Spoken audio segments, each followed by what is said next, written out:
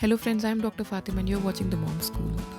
80% of child's brain growth happens by age 3, and by second year, children start showing gaps in skills based on factors such as socioeconomic status, race, or ethnicity.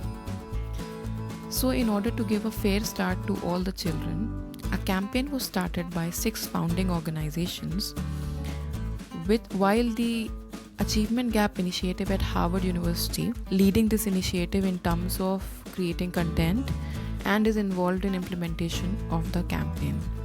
So yes, today I'm going to discuss with you the Boston Basics or 5 caregiving and parenting principles which can help your child gain an equal or a fair start and which does not involve much money. So you can do it at home as a parent and you can give an equal start or fair start to your child.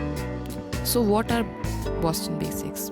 As I told you, these are 5 caregiving and parenting principles which if adopted can help in your child's brain growth and skill development. So the first principle is maximize love and minimize stress. As a parent, our job is to maximize love. Okay, how can we do that? By giving them good touches, right? To hold, to cuddle, to smile, to love our baby. Okay, that's innate in us and we need to follow through. Okay, or we have to respond to their cues. Okay, when they make sounds or gestures, we should try to decode them and respond. Like if a child is hungry, we should feed them. If a child needs to be held, we should hold them. Okay, the babies. So we should respond and try to comfort them. Then another important point is we should follow routines. Okay, routines really help provide a structure to a baby or a toddler's day or a child's day as well, and it helps them stay calm. Now we can minimize stress by playing with them. Okay, and if they are toddlers, we should offer choices to them. Okay, 2 choices for choosing their dress, their food, and simple things. Okay, so and encourage them, okay, when they are trying something new. Plus we have to set the basic limits in a positive way. Like if something needs not to be done, we have to say no and we have to redirect the attention towards something else.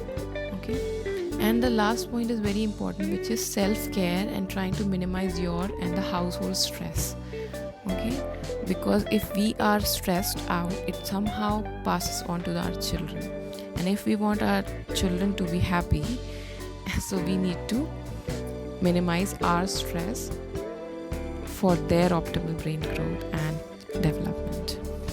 Now coming on to the second basic, which is talk, sing and point. In this, as your baby is even when your baby is in your womb, you can start talking to your baby. Okay, you can, because language development starts very early. So as parents, for the child's language development, we are required to talk to them a lot, okay, in an exaggerated tone. And when they are trying to communicate with us, okay, even if that's a coo or just they are babbling, we have to respond to that. And that's why we can have a conversation with our little one.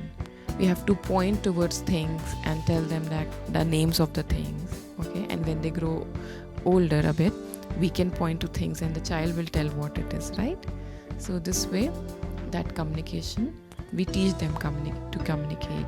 And singing is also very important. First of all, it soothes the baby or a toddler, and then it really helps with the language development as well. Coming to the next basic, which is count, group and compare. In this, even when the child is a baby, you can start doing things like counting. Okay, 1 2 3 peekaboo. Okay, like these sort of things in which involves counting. Okay, and not teaching how to write numbers or how they look like, but basic pre-math skills like more or less, in and out, using water in a bucket, in, pour out. These kinds of things can be communicated to the baby. And when they are toddler, matching, sorting, these kinds of activities can be done with them using daily objects to help them develop a sense of numbers and quantities. Okay, you don't need to be a mathematician to do that. Just simple activities, comparing, like something is big, other thing is small. In your day-to-day interaction, you can teach your child regarding this. Okay, help them create a sense of number in their mind, and quantities in their mind, and a sense of comparison between things. Okay, that will help in their math skills as they grow up. Coming to our fourth Boston basic, which is explore through movement and play. Okay, it's basically working on your gross motor and your fine motor skills, plus exploring through exploring objects and our surroundings using our senses. Okay, and especially movement. Like if it comes to a baby, you can give the baby a tummy time. Okay, and while you are putting the baby on tummy time, you can place a very interesting object in front of the baby so that the baby tries to reach it. Okay, so that way the baby will try to move and explore the object. Similar kind of sensory plays can be done by giving the baby different textural clothes. Yeah, okay, different objects of different textures which the baby can try to touch, feel and explore. Similarly with toddlers, climbing, walking, having a walk with the toddler and exploring the surroundings. These things are important for learning and brain development. So even when you give your child some things to explore, little things to work on with their fingers, okay, in the sense like sensory bins, that way you can help them explore and learn things. I'll be sharing more of sensory play ideas on my channel. If you haven't subscribed to it, please subscribe and stay with us, stay connected.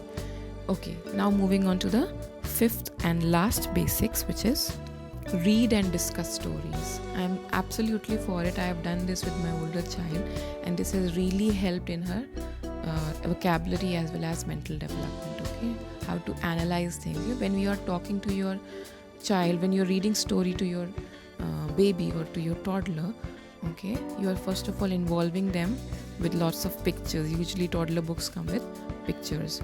Okay, so they are trying to connect words to pictures, plus they are trying to develop vocabulary by knowing new words and sounds related to them.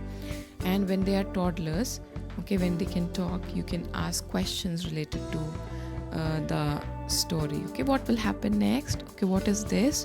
What do you think? These kind of questions will make the story interesting and will help the child to analyze the things, okay, and will help in their skills development. So read a lot, and it's really beneficial for your baby.